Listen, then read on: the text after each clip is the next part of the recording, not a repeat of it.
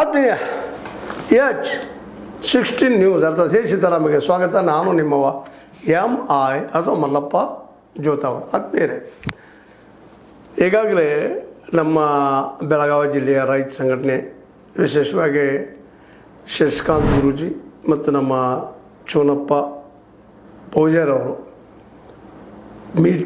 Press meet ಮಾಡಿ ನಾವು ಮುಂದೆ ಏನು ಹೆಜ್ಜೆ ಇಡ್ತೀವಿ ಅನ್ನೋದ್ರ ಬಗ್ಗೆ ಈಗಾಗಲೇ ತಿಳಿಸಿಬಿಟ್ಟಿದ್ದಾರೆ. ಅದರಲ್ಲೂ DCC ಬ್ಯಾಂಕಿಂದ ಎಚ್ಚರಿಕೆ ಕೊಟ್ಟಿದ್ದಾರೆ. ನಮಗೆ 1 ಲಕ್ಷ ರೂಪಾಯಿ ಸಾಲ ಬೇಕಪ್ಪ, ಕೊಡಬೇಕು. 82,000 ತನಕ ಅಪೆಕ್ಸ್ ಬ್ಯಾಂಕ್ ಕೊಡಬೇಕಂತ ಹೇಳಿದ ಕಬ್ಬಿಗೆ ಕೊಡಬೇಕು. ಸ್ವತಂತ್ರವಾದ ಮೀಡಿಯಾಗೆ ಬೇಕಾಗಿರುವುದು ಸ್ವತಂತ್ರ ಧ್ವನಿ.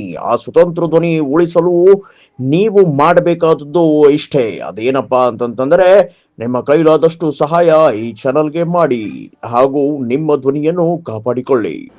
ಮತ್ತು ಜೊತೆಗೆ ಬರೀ ಉಳ್ಳಾಗಡ್ಡಿ ಅಂತ ಒಂದು ಎಕರೆ ಭೂಮಿಗೆ ನಾವು ಬೀಜ ಬೆಳೆಯೋದಕ್ಕೆ 1 ಲಕ್ಷಕ್ಕೂ ಮೇಲ್ಪಟ್ಟು ಖರ್ಚು ಬರುವಂಥ ಕಬ್ಬಿಗೆ 2 ಲಕ್ಷ ಬರ್ತದೆ ನಮ್ಮದು ಅಂತೇಳಿ ಚುನಪ್ಪ ಪೂಜಾರ ಅವರು ಹೇಳಿ, ನಮ್ಮ ನೀವು ಸಾಲವನ್ನು ಹೆಚ್ಚು ಮಾಡಿರಿ ಮತ್ತು ಇನ್ನುಳಿದು ಯಾವುದಕ್ಕೂ 700 ಕೋಟಿ ರೂಪಾಯಿ ಕೊಡ್ತಾಯಿದ್ರಿ ಬೇರೆ ಬೇರೆ ವಾಣಿಜ್ಯಕ್ಕೆ. ನಮಗೆ 9% ನಾವು ಕೊಡ್ತೀವಿ ರೈತರು. ನಮ್ಮ ಎಕರೆ ಭೂಮಿ ಇಟ್ಕೊಳ್ರಿ, ನೀವು ಕಿಮ್ಮತ್ತು 40-50 ಲಕ್ಷ ರೂಪಾಯಿ ಆಗ್ತದೆ, ನಮ್ಗೆ ಕೊಡ್ರಿ ಅನ್ನುವಂಥ ಒತ್ತಡವನ್ನು ಹೇರಿದ್ದಾರೆ. ನಿಜವಾಗಿ ಇದು ಒಳ್ಳೆಯ ಬೇಡಿಕೆ, ಇದ್ರ ಬಗ್ಗೆ ಅಂತ ಹೇಳೋ ಅಭಿಪ್ರಾಯ ಇಲ್ಲ. ಮತ್ತು ಇದೆಲ್ಲ DCC ಬ್ಯಾಂಕ್ಗಳು ಮಾಡಬೇಕಾದ ಕರ್ತವ್ಯ.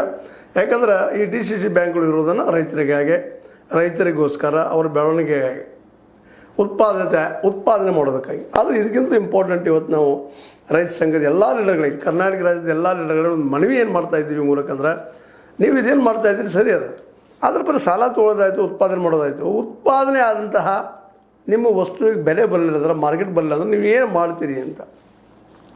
ಅವ್ರು 1 ಲಕ್ಷ ಸಾಲ ಕೊಟ್ಟರು ಸಹಿತ ಅದನ್ನ ಬಗೆಹರಿಸೋದಕ್ಕೆ ನಿಮ್ಗೆ ಮಾರ್ಕೆಟ್ದಾಗ ಅದು ಮಾರಾಟ ಆಗಬೇಕು. ಆ ಮಾರಾಟ ಆಗೋದಕ್ಕೆ ನೀವು ಏನು ಮಾಡ್ತಾಯಿದ್ದೀರಿ?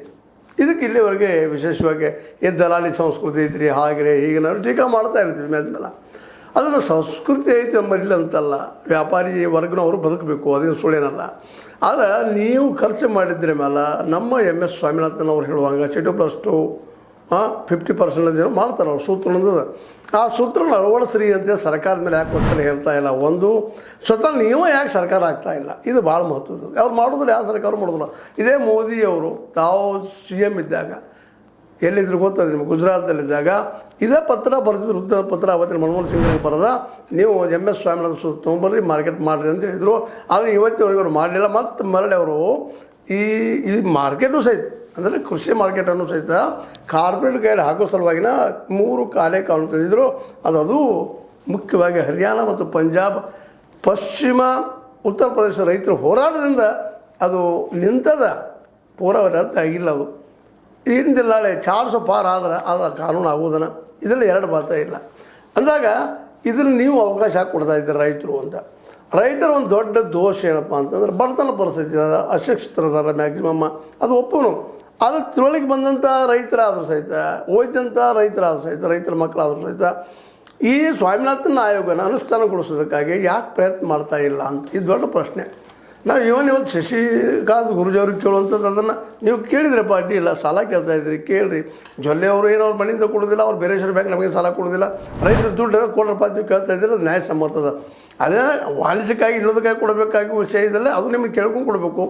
ನಿಮ್ಮ ಪ್ರತಿನಿಧಿಯಾಗಿ PKPS ಸದಸ್ಯರಿದ್ದಾರೆ, ಅವ್ರು ಎಷ್ಟು ಮಟ್ಟಿಗೆ ಕೇಳ್ತಾರೋ ಬಿಡ್ತಾರೋ ಅವ್ರಿಗೆ ಬಿಟ್ಟು ವಿಷಯ. ಬಟ್ ಅದು ಕೇಳಬೇಕು, ಅವರು ರೈತರ ಧ್ವನಿ ಆಗಬೇಕಾಗಿದೆ. ಇದು ನಿಮಗೂ ನಮಗೆ ಗೊತ್ತಿರೋದು.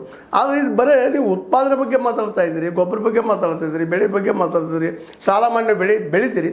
ಆದರೆ ಮಾರ್ಕೆಟ್ ಬಂದಾಗ ಮಾರ್ಕೆಟಿಗೆ ನೋಡಿರಿ, ಸ್ವತಃ ನೀವು ಕಬ್ಬಿನ ಸಲುವಾಗಿ ಏನೋ ಸಮಾಧಾನ ಮಾಡ್ಕೊಂಡು ಗುರುಲಾಪುರದಾಗ ಅಂದ್ರೆ 3,300 ರೂಪಾಯಿ ಕೊಡೋದು ಅದೊಂದು ದೊಡ್ಡ ಸಾಧನೆ ಆಗಿ ಹೋಗಿಬಿಡ್ತೀವಿ. ಎಂಥ ಹೋರಾಟ ಮಾಡಿದಿರಿ, ಎಷ್ಟು ಜನ ಕೂಡಿದ್ರಲ್ಲೇ, ಪಾಪ ಎಷ್ಟು ಒದ್ದಾಟರು, ಎಷ್ಟೋ ಜನ ದಾನ ಮಾಡಿದ್ರಿ, ಎಲ್ಲ ಮಾಡಿದ್ರೆ. ಅವತ್ತಿನ ಘಟನೆಗಳ ಬಗ್ಗೆ ನಾವು ನಿಮಗೆ ವಿವರಿಸಿ ಹೇಳುವಂಥ ಅವಶ್ಯಕತೆ ಇಲ್ಲ, ಯಾವ ರೈತರು ವಿವರಿಸಿ ಹೇಳುವಂಥ ಅವಶ್ಯಕತೆ ಇಲ್ಲ. ಪಾಪ ಅವ್ರ ಮನೆಗಳಿಂದ ಸಹಿತ ಆಹಾರ ಮಾಡಿ ರೊಟ್ಟಿ ಮಾಡ್ಕೊಂಡು ಮತ್ತಿನ ಮಾಡ್ಕೊಂಡು ಬಂದ ಅಲ್ಲಿ ಒಂದು 8 ದಿನಗಳವರೆಗೆ ಒಂದು ಮೂಮೆಂಟ್ ಮಾಡಿದ್ರಿ. ಅದನ್ನ ಬರೀ ಒಂದು 300 ರೂಪಾಯಿ ಹೆಚ್ಚು ಮಾಡೋದಕ್ಕೆ ಎಷ್ಟು ತ್ರಾಸು ಮಾಡಿಕೊಂಡ್ರು ಈ ವ್ಯಾಪಾರಿ ವರ್ಗದವರು, ಈ ಶುಗರ್ ಫ್ಯಾಕ್ಟ್ರಿ ಅವರು ಅನ್ನೋದು ನೀವು ನೋಡಿದ್ರಿ, ಅನುಭವಿಸಿದ್ದದ. ಅದಕ್ಕೆ ನೀವೇ ಯಾಕಪ್ಪ ಸ್ವತಃ ಮಾರ್ಕೆಟ್ ಮಾಡಬಾರ್ದು? ಸರಳದಲ್ಲ ಇದು. ಅದನ್ನು ನೀವಾಗಂತ ಮಾಲಿಗೊಳ್ಳೋದಿಲ್ಲ. ಮೋದಿ ಸರ್ಕಾರ ಇರ್ಬೋದು, ಸಿದ್ದರಾಮಯ್ಯ ಸರ್ಕಾರ ಇರಲಿ, ಯಾರ್ದೋ ಸರ್ಕಾರ ಇರಲಿ, ಯಾವ ಕಾಂಗ್ರೆಸ್ ಸರ್ಕಾರ, BJP ಸರ್ಕಾರ, JDS ಸರ್ಕಾರ, ಮತ್ತು ಯಾವ ಸರ್ಕಾರ ಬಂದರೂ ಅವರಿದ್ದಂಥವ್ರ ನಿಮಗೆ ಮಾರ್ಕೆಟ್ ಮಾಡಿ ಕೊಡೋದಿಲ್ಲ. MS ಸ್ವಾಮಿನಾಥನ್ ಆಯೋಗದ ಶಿಫಾರಸನ್ನು ಎಂದೂ ಅನುಷ್ಠಾನ ತರೋದಿಲ್ಲ. ಹಾಗಾದ್ರೆ ಮಾಡಬೇಕೇನು ನೀವು? ಈಗ ಅಗದಿ 2022 ಇಲೆಕ್ಷನ್ ಬರ್ತಾ ಇದೆ. ನೀವು ಇಲೆಕ್ಷನ್ ಆಡಳಿತ ಹೇಳ್ತಾ ಇಲ್ಲ, ಯಾಕಂದ್ರೆ ರಾಜಕೀಯ ಮಾಡಬಾರ್ದು ಹಾಗೆ ಇದನ್ನೆಲ್ಲ ಯಾರು ಹಾಕಿದ್ರೆ ನಿಮ್ಮ ತಲೆಯಾಗ ನಮ್ಮ ತಲೆಯಾಗ ಈ ಲಾಭ ಮಾಡ್ಕೊಳ್ಳೋ ಜನ ಹಂಗೆ ಹೇಳ್ತಾ ಇರ್ತಾರೆ. ಅವ್ರು ಲಾಭ ಇರ್ತದೆ.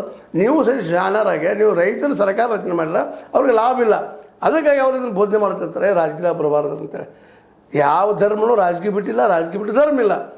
ಸುಮ್ಮನೆ ಒಂದು ನಮ್ಮಲ್ಲಿ ಕಾಲ ಹಾಂಬಿಡುವಂಥ ಕೆಲಸ ಮಾಡ್ತಾ ಇರ್ತಾರೆ ಇವರು. ಅದನ್ನು ಮೀರಿ ನೀವು ಚಿಂತನೆ ಮಾಡಬೇಕಾಗಿದೆ. ನಮ್ಮೆಲ್ಲ ರೈತ ನಾಯಕರಿಗೆ ಹೇಳ್ತಾ ಇದ್ದೀನಿ ನಾನು. ರೈತರಿಗೆಲ್ಲ ಪಾಪ ಎಷ್ಟೋ ರೈತರು ಅನ್ಎಜುಕೇಟೆಡ್ ಇದ್ದಾರೆ, ತಿಳುವಳಿಕೆ ಇದ್ದವ್ರು ಇದ್ದಾರೆ, ಅವ್ರ ಬಗ್ಗೆ ಎಲ್ಲ ತಿಳುವಳಿಕೆ ಇದ್ದವ್ರಲ್ಲಿ ಕೇಳ್ತಾ ಇದ್ದೀನಿ ನಾನು. ನೀವು ಇದ್ದಂಥವ್ರು ಯಾಕೆ ಮಾರ್ಕೆಟ್ ಸಲುವಾಗಿ ಪ್ರಯತ್ನ ಪಡಬಾರ್ದು? ಪ್ರತಿ ಹಳ್ಳಿಗೇನು ಅಲ್ಲಿ ದುಡ್ಡು ಕೂಡಿಸಿ ಊರಿಗೆ ಏನೋ ದೇವ್ರ ಸಲುವಾಗಿ ಏನೋ ಮಾಡ್ತಾ ಇರ್ತೀರಿ. ಇದು ದೇವ್ರ ಕೆಲಸನ. ನಾವು ಮನುಷ್ಯರ ಬದುಕಿರೋಣ ದೇವರ. ಅದಕ್ಕಾಗಿ ಬದುಕೋದಕ್ಕೊಂದು ಆಶ್ರಯ ಬೇಕಾಗಿದೆ. ಆ ನೆಲೆಯಲ್ಲಿ ಗೋಡೌನ್ಗಳು ನೀವು ಸ್ವತಃ ಯಾಕೆ ಮಾಡ್ಕೋಬಾರ್ದು? ಬೆಳೆದ ಬೆಳೆಯನ್ನು ಅಲ್ಲಿ ಯಾಕೆ ಇಡುವಂಥ ವ್ಯವಸ್ಥೆ ಮಾಡಬಾರ್ದು? ಯಾರಿಗೆ ಆಹಾರ ಬೇಕಾಗಿದೆ ಅವ್ರು ಬಂದೇ ಬರ್ತಾರೆ. ಮತ್ತೆ ವ್ಯಾಪಾರಿಗಳು ಇಲ್ಲಿ ತೊಗೊಂಡು ಹೋಗಿ ಅವ್ರಿಗೆ ಏನು ನಮ್ಮ ಲಾಭ ಮಾಡ್ಕೊಂಡು ಮಾಡ್ತಾರೆ.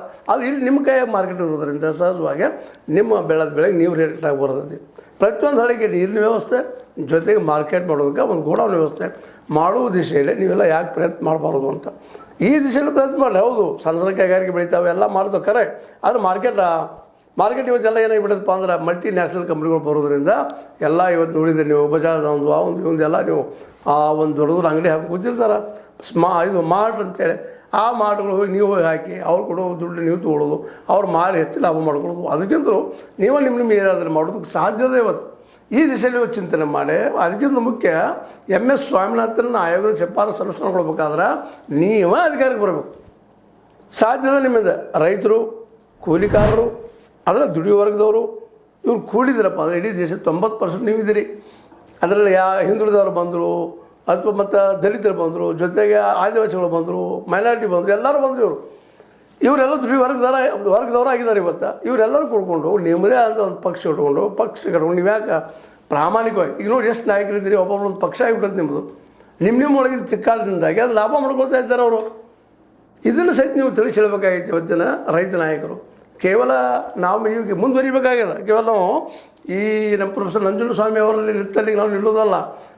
ಬಾಬಾ ಸಾಹೇಬ್ ನಮ್ಮ ಏನ್ರಿ ಬಾಬಾಗೌಡ ಪಾಟೀಲ್ ನಿಂತ ಸ್ಥಾನ ನಿಲ್ಲೋದಲ್ಲ. ಇನ್ನು ಮುಂದುವರಿಬೇಕಾಗಿದೆ ನಾವು. ಅವರೆಲ್ಲರೂ ಉತ್ಪಾದನೆಗಾಗಿ ಸಾಲಕ್ಕೆ ಇದಕ್ಕೆ ಬಂದು ನಿಂತರು ಅವರು. ಆದರೆ ಮಾರ್ಕೆಟ್ ಸಲುವಾಗಿ ನಮ್ಮ ಮಾರ್ಕೆಟ್ ಬೇಕಂದ್ರೆ ಕೊಡೋರು ಯಾರು ಮಾರ್ಕೆಟ್? ಇವತ್ತು ಮೋದಿ ಇದೇ ಮಾತನಾಡ್ತಿದ್ರು MS ಸ್ವಾಮಿನಾಥನ್ ಆಯೋಗದ ಶಿಫಾರಸು ಅನುಷ್ಠಾನಗೊಳಿಸೋಣ ಅಂತೇಳಿ. ಇವತ್ತು ನೆನಪಿಲ್ಲ ಅವ್ರಿಗೆ. ಹಾಗಾದ್ರೆ ಮಾಡೋರು ಯಾರು ಅಂದ್ರೆ ನಮ್ಮ ಕಾಳಜಿ ನಾವು ಮಾಡ್ಕೋಬೇಕಾಗಿದೆ. ಅದಕ್ಕಾಗಿ ನಾವು ಇದ್ದಂಥವ್ರ ನಮ್ಮ ಬೆಳೆಗೆ ಮಾರ್ಕೆಟ್ ಸಿಗೋ ಸಲುವಾಗಿ ನಾವು ಯಾಕೆ ಈ ದಿಶೆಯಲ್ಲಿ ಹೋರಾಟ ಮಾಡಬಾರ್ದು? ಪ್ರತಿಯೊಂದು ಹಳ್ಳಿಗೂ ಒಂದು ಗೋಡೌನ್ ಶುರು ಮಾಡಿ, ಅಥವಾ ಈ ನಮ್ಮ BDCC ಬ್ಯಾಂಕ್ಗಳು ಇರ್ತಾವೆ, ಅವುಗಳಿಂದ ಲೋನ್ ತೊಗೊಂಡು ಅಲ್ಲಿ ಬೆಳೆಗಳನ್ನ ಇಳಿಸಲ್ಲ. ಗೊಬ್ಬರ ಅಲ್ಲ, ಗೊಬ್ಬರ ಹೊಡೋದಕ್ಕಾಗಿ ಮಾಡ್ಕೊಳ್ಳೋ ರೈತರು ಉತ್ಪಾದನೆಗೆ ಬರೋಬ್ಬರ ಐತಿ. ಆದರೆ ಬೆಳೆ ಇರ್ತೈತಲ್ಲ ಅದನ್ನು ಮಾರೋದಕ್ಕೆ ಒಂದು ಮಾರ್ಕೆಟ್ ಬೇಕು. ಆ ಮಾರ್ಕೆಟ್ ಹಳ್ಳಿನೇ ಆಗಲಿ ಅನ್ನೋದು ನನ್ನ ವಾದ ಮೇಲಿನ ಮೇಲೆ. ಇಲ್ಲ ಕಡೆಗೆ ಮಿನಿಮಮ್ ಹೋಬಳಿ ಆಗಲಿ, ತಾಲೂಕಲ್ಲ. ತಾಲೂಕು ಮಾಡಿದ್ರೆ APMC ಬಂದವ. ಇವತ್ತು APMC ಅಂತ ಲಾಸ್ ಹೆಚ್ಚಾಗಿದೆ. ಅಲ್ಲಿ ದಲಾಲಿ ಸಂಸ್ಕೃತಿ ಬೆಳೆದದು. ಅದಕ್ಕಿಂತ ಇಲ್ಲಿ ಹಳ್ಳಿಗಳಿಗೆ ಮಾಡಿ ಒಂದು ರೋಡ್ಗಳಾಗಿದ್ದಾವೆ ಸಾಕಷ್ಟು. ನಮ್ಮ ಕಾಂಟ್ರಾಕ್ಟ್ದಾರರು ತಮ್ಮ ಲಾಭಕ್ಕಾಗಿ, ನಮ್ಮ ಶಾಸಕರು ಲಾಭಕ್ಕಾಗಿ ರೋಡ್ಗಳು 45% ಸಿಗ್ತೈತೆ ಅಂತೇಳಿ ರೋಡ್ಗಳು ಮಾಡಿಸ್ತಾ ಇದ್ದಾರೆ ಪ್ರತಿಯೊಂದು ಹಳ್ಳಿಗೂ. ಅದಕ್ಕೆ ಪ್ರತಿಯೊಂದು ಹಳ್ಳಿನೂ ಇವತ್ತು ಮಾರ್ಕೆಟ್ ಆಗಿ ಸಾಧ್ಯತೆ. ವ್ಯಾಪಾರಿಗಳು ಬಂದು ತೊಗೊಂಡೋಗಿ ತಮ್ಮ ಎಲ್ಲಿ ಬೇಕಾದ್ರೆ ಮಾರ್ಕೊತಾರೆ ಅವರು. ಅದ್ರಲ್ಲಿ ಜಾಣಿಸ್ತಾರೆ ಅವರು. ಅದಕ್ಕೆ ರೈತರ ಇನ್ನೊಂದು ಊರಿಗೆ ಹೋಗಿ ಮಾರುವ ಮುಂದೆ ತಾವು ದಡ್ಡರಾಗ್ತಾರೆ. ಅಲ್ಲಿ ವಾತಾವರಣ ನೋಡ್ರಿ, ಯಾವುದೋ ಒಂದು ಹಳ್ಳಿ ಮೂಲಿನ ತಾಲೂಕು ಮಟ್ಟಕ್ಕೆ ಬಂದ ಮಾರಾಕ ಹೋದಾಗ ರೇಟ್ ಬರಲಿಲ್ಲ ಅಂದ್ರೆ ಅವ್ರು ಬಂದು ರೇಟಿಗೆ ಕೊಟ್ಟು ಬಿಡಬೇಕು ಅಂತ ಕಡೆಗೆ ಯಾರೂ ಬರಲಿಲ್ಲ ಅಂದ್ರೆ ಈಗ ನೋಡಿ ಹಾಲಿನ ಟೊಮೆಟೊ ಬಿದ್ದಿರ್ತಾವೆ, ಮತ್ತೆ ಹೋಗಿತಾರೆ, ಉಳ್ಳಾಗಡ್ಡಿ ಓದಿ ಬರ್ತಾರೆ ಪಾಪ ರೈತರು. ಅದು ಆಗಬಾರ್ದಾಗಿತ್ತು ಅಂದ್ರೆ ಪ್ರತಿಯೊಂದು ಅವ್ರ ಹಳ್ಳಿಗಳಲ್ಲಿನ ಈ ಗೋಡೌನ್ಗಳಾಗಿ ಅಲ್ಲಿ ಏನು ಬೆಳೀತಾರೆ ಆ ಸಾಮಾನುಗಳನ್ನ ಇಟ್ಕೊಂಡು, ವಸ್ತುಗಳನ್ನ ಇಟ್ಕೊಂಡು, ಬೆಳೆಗಳನ್ನ ಇಟ್ಕೊಂಡು ಅದಕ್ಕೆ ರೇಟ್ ಬಂದಾಗ ಮಾರ್ಕೊತ ಹೋದ್ರೆ ಮತ್ತು ಯಾರಿಗೆ ಬೇಕಾಗ್ಯದಪ್ಪ, ಎಲ್ಲಿ ಉಳ್ಳಾಗಡ್ಡಿ ಸಿಗೋದು ಗೊತ್ತಿರ್ತವ್ರು ಬರ್ತಾರೆ ವ್ಯಾಪಾರಿಗಾರರು. ಆಗ ಅವ್ರಿಗೆ ಒಂದು ಕ್ವಿಂಟಲ್ಗೆ ಎಂತಪ್ಪ ಅಂದರೆ ತೂಕ ಮಾಡಿ ನೀವು ಕೊಡೋಂಥ ವ್ಯವಸ್ಥೆ ಆಗ್ತಂದ್ರೆ ಸಹಜವಾಗಿನ ಹಳ್ಳಿಗಳನ್ನು ಮಾರ್ಕೆಟ್ ಆಗ್ತಾವೆ. ಜೊತೆಗೆ ಹಳ್ಳಿಗಳಲ್ಲಿ ಕೃಷಿ ಆಧಾರಿತ ಉದ್ಯಮಗಳು ಬೆಳೆಯೋಕ್ಕೆ ಸಾಧ್ಯತೆ. ಇದು ಒಂದು ಸಾಮಾನ್ಯ ಒಂದು ಸಣ್ಣ ಕಲ್ಪನೆ. ನಿಮಗೆ ಅನಿಸ್ತದ ಈ ದಿಶೆಯಲ್ಲಿ ಯಾಕೆ ಚಿಂತನೆ ನಮ್ಮ ರೈತ ನಾಯಕರು ಮಾಡಬಾರ್ದು ಅಂತ ಹೇಳ್ತಾ ನಮ್ಮ ಅನಿಸಿಕೆ ಕೆಲವು ಮಾತಾಡಿದ್ವಿ. ನಿಮಗೆ ಲೈಕ್ ಮಾಡಿ, ಶೇರ್ ಮಾಡಿ, ಕಾಮೆಂಟ್ ಮಾಡಿ, ಜೊತೆ ಸಬ್ಸ್ಕ್ರೈಬ್ ನಿಂತ್ಬಿಡ್ರಿ. H16 ನ್ಯೂಸ್ ಅರ್ಥ ದೇಶ ಸತ್ಯ ಕೈಗಡೆ ವಂದನೆಗಳು.